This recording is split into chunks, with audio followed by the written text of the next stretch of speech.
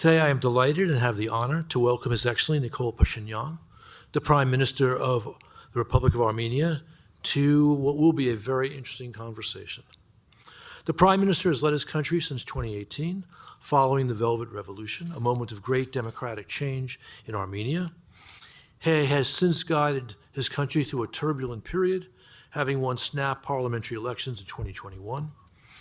A journalist by trade, the Prime Minister is now working to write a new story for Armenia and its future. A future grounded in peaceful, normal relations with its neighbors, respect for sovereignty and territorial integrity, and a future that looks increasingly to the United States and the West, to Europe, for new partnerships and paths to prosperity.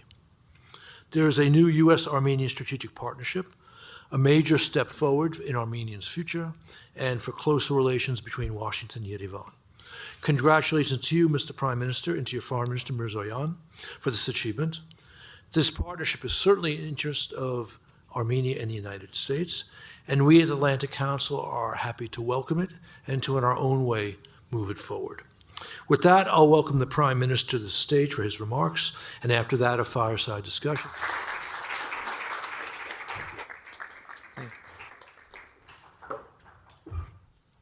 Dear Mr. Kemp, Ambassador Herbst, dear representatives of think tank community in Washington, D.C., it is a pleasure for me to have this opportunity to discuss with you the foreign policies of the Republic of Armenia. The government of Armenia adopted the foreign policy that we call balanced and balancing foreign policy, and the main purpose of that policy is to level up and develop the independence of the Republic of Armenia and sovereignty. When we were thinking what is the formula of developing and elevating the level of independence, we came to a conclusion that it means to replace dependence from the few into the dependence from many. And now we are acting in the framework of that formula. Of course, first of all, we are concentrating on our regional affairs, first of all, because how we will be independent, secure, how reliable will be the system of our security, it mainly depends what kind of relations will we have in our region. Now you know that out of 4 borders of our country are totally closed. It is about our border with Turkey and with Azerbaijan, and we have 2 more borders with Georgia and with Iran. And of course, those 2 borders are very important for us, and we are cooperating. We have deep relations with our neighbors, Georgia and Iran, but we want to open a new era in our relations with Turkey and Azerbaijan. Now and during last years, we made huge progress in the peace process with Azerbaijan.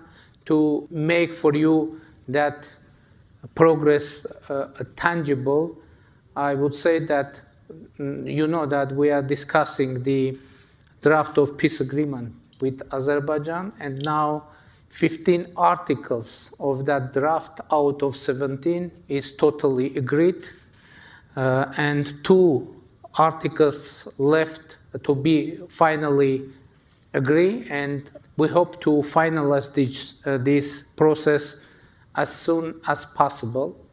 Of course, we are working with Azerbaijan in bilateral format.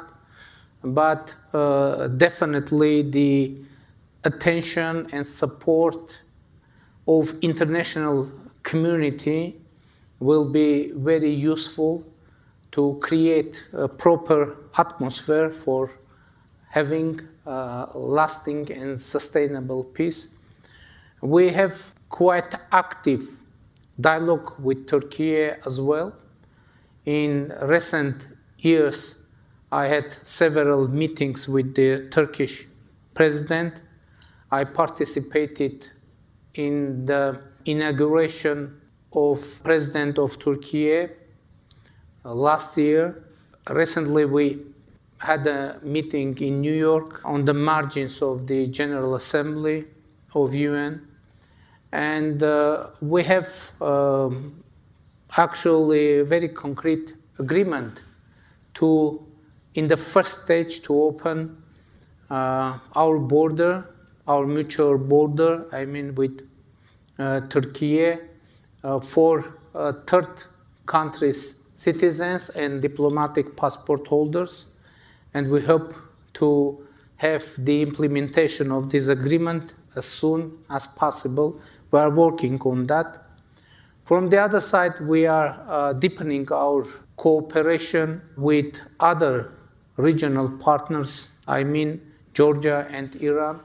Of course, there is an international situation and that somehow stopping the process of deepening our relations with our neighbors, and those circumstances are widely known. I won't mention, but from the other side, I think we are quite successful in considering all those international factors, but from the other side, developing our relations with our neighbors. But of course, we hope to have a real breakthrough in our regional situation, and when we will be able to finalize and sign the peace agreement with Azerbaijan, and to have settlement with Turkey, it will totally change not only our regional situation, but I guess it will have very concrete and tangible impact to the international situation as well. We continue to be member of European Economic Union, and I would assess our relations in European Economic Union as normal, and European Economic Union is acting and we are working in that framework. From the other side, we actually suspended our participation in CSTO, which was our main security partner. And the reason that we made that decision was the situation when CSTO didn't deliver its own obligations in terms of securing the security of Republic of Armenia. And I should say that now, in general, we are in process of diversifying our foreign relations in all fields, from economy to security. You know that we are deepening our cooperation with the European Union, and something very important happened during the last year in our relations with the European Union, because from 2022, the civilian monitoring mission is deployed alongside of the Armenian border with Azerbaijan, and it is first time when European Union somehow is involved in the security agenda of Republic of Armenia. From the other side, we are deepening our cooperation with the European Union. Recently, we started visa liberalization dialogue, and we hope to finalize that as soon as possible.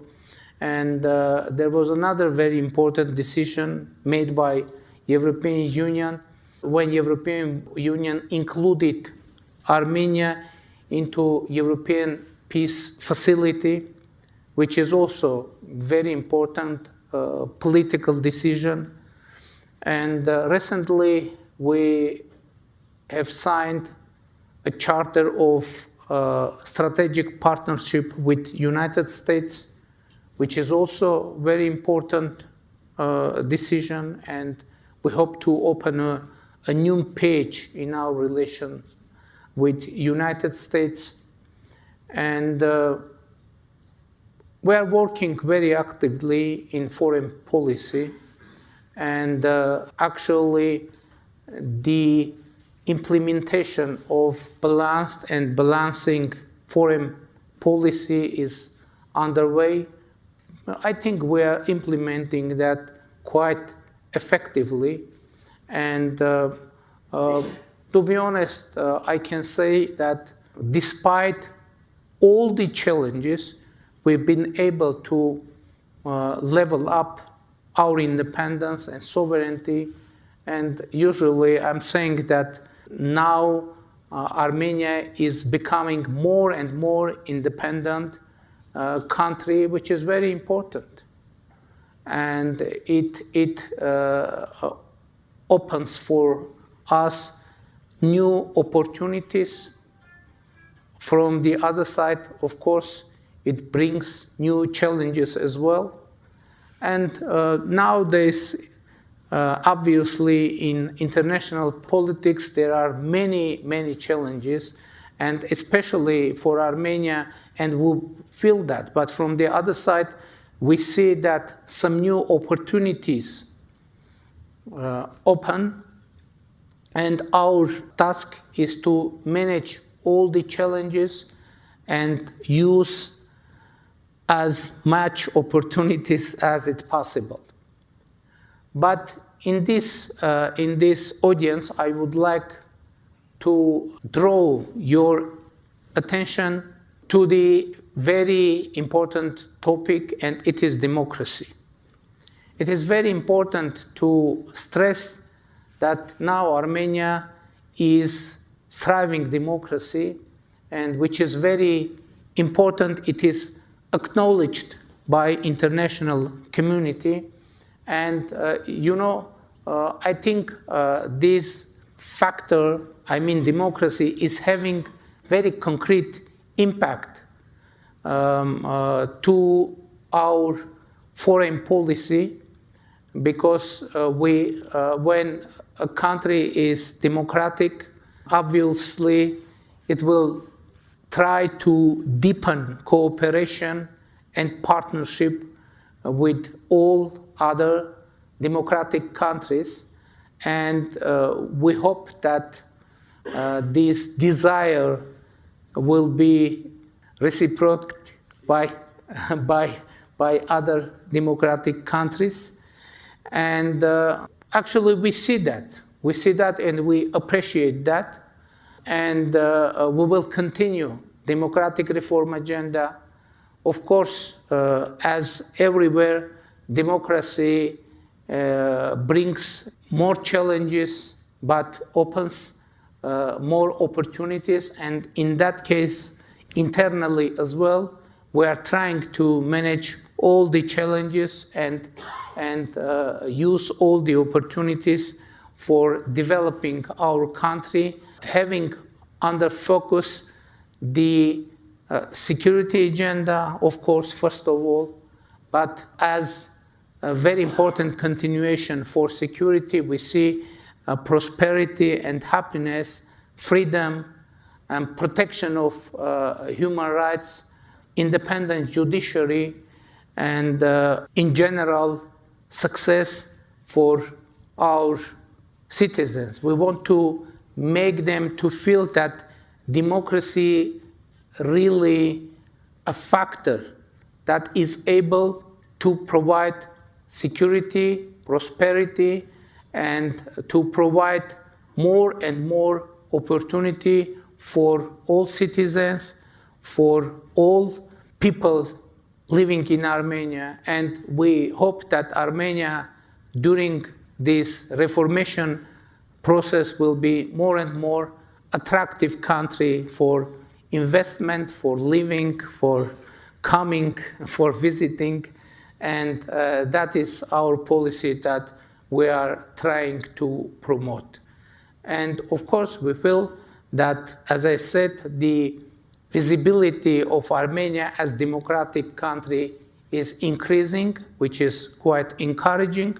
But from the other side, of course, we hope to have more visibility, to have more support from our international partners to make Armenian story of success in democracy, but story of challenges and story of security threats more visible for international community, which I guess will and can be a factor of stability and peace for our republic and for our region.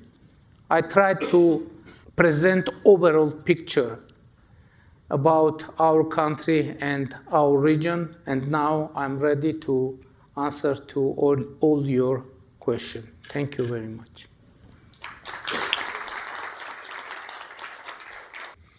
I think you've laid out compelling reasons for your course on peace. But has this been easy for you to persuade the people of Armenia to move in this direction? You know, obviously, it isn't possible to have real and striving independence, prosperity, and security without peace. It isn't possible just. Because obviously in Armenia, people are discussing political forces, how it is possible, and what is the most reliable tool for security of our country and our people. And it is really very urgent and very important question to answer. And our answer is that only reliable tool for security is peace. Only reliable tool for prosperity is peace. Even for democracy, peace is crucial because we can't have democracy in the environment of war. So I think I can say, due to historic factors, and people in Armenia aren't so optimistic with peace agenda. But from the other side, if you would ask me whether I'm optimistic or pessimistic on that, I would say that, I don't think that we should be optimistic or realistic.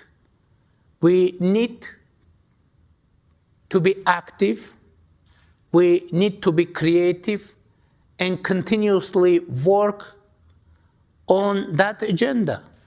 Because nobody will guarantee that the process will be successful.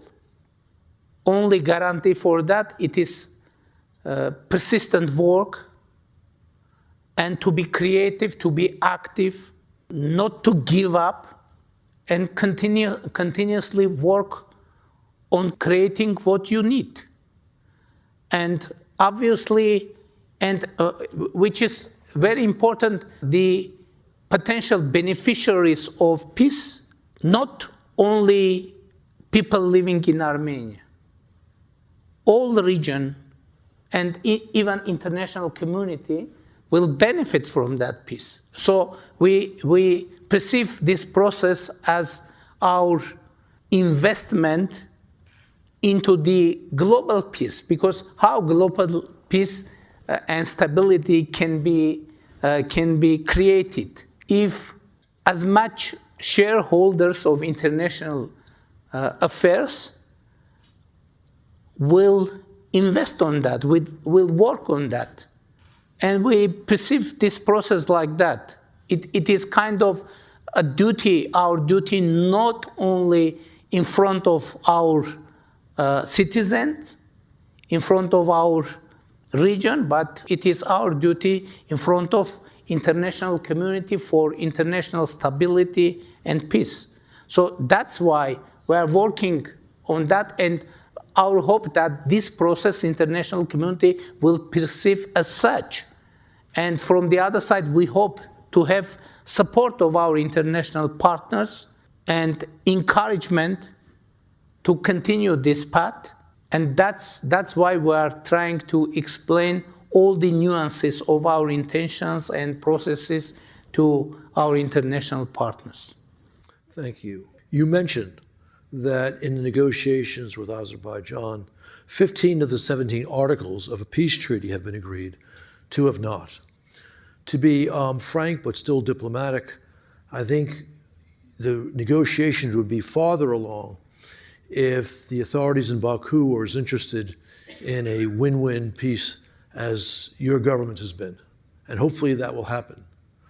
So tell us about the 2 articles that have yet to be agreed and the prospects for reaching agreement on them. One of those articles about the deployment of the third-party forces alongside the border between Armenia and Azerbaijan. Azerbaijan proposes to have a provision or ban of deployment of third-party forces alongside the border, meaning transparently the European Civilian Monitoring Mission. We take note of that desire of Azerbaijan, and we made our proposal to have that provision for the delimited sectors of our border. So if we delimited a sector of border, that would mean that on that sectors must not be presence of any third-party forces. So we presented our proposal in a written way, and we are waiting for reaction from Azerbaijan. Another article about the complaints against each other in legal institutions, and the idea is to call back all those complaints. In general, we are okay with that idea as well, but what is our proposal? Not only to call back all those complaints, but not to raise all those issues in bilateral relations as well. Otherwise, the strange situation could be created when, for example, some topic is called back from international institutions, but one of the sides is trying to put that topic on the table during bilateral relations, and one of the sides could use one of that topics for escalation. And in that case, it won't be possible to transfer that topic into international institutions, and we are okay with that as well. So our proposal is to end further discussions on the conflicting topics and to open a new era in bilateral relations, starting from new and empty and clear page. And if you spot it, I hope, that means that all the important issues in the draft of peace agreement is already agreed. So there was very deep and very sensitive topics in that draft, but all those topics are agreed already. For example, Armenia and Azerbaijan agreed to recognize each other's territorial integrity, meaning the Soviet time territories of the Soviet Azerbaijan and Soviet Armenia. We agreed to have provision on peace draft that Armenia and Azerbaijan have no territorial claims against each other, and we must not raise such claims in the future. So it is actually a cornerstone for the future peace, and everything about that is agreed. So why I'm saying that? Because it makes obvious that now the peace is more than reachable, and now only political will is needed to finalize this work on peace draft and to sign it and to have sustainable peace.